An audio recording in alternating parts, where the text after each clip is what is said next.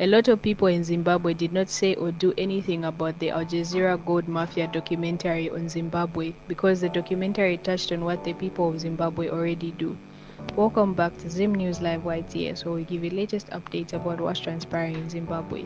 Before we go any further, don't forget to like, subscribe, and turn on the notification bell so that you don't miss any updates. Corruption under the Zanu PF government in Zimbabwe is well documented since the 1980s. In 1988 to 89, Willowville Mazda Motor Industries was alive and kicking, probably at its peak. Prime Minister Robert Mugabe's cabinet ministers, exploiting their positions as government ministers, grabbed the hot on the market Toyota Cressida vehicles as much as their hands could before reselling them at astonishing profit margins.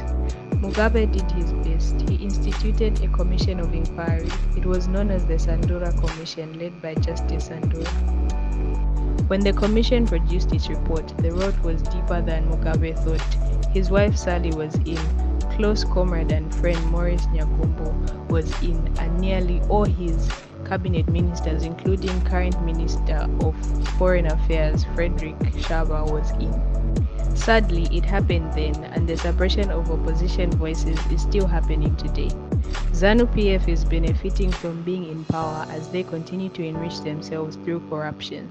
This is today's news about corruption in Zimbabwe, well documented since the 1980s. Let us know what you think in the comment section down below, and don't forget to subscribe, like, and turn on the notification bell so that you don't miss any updates.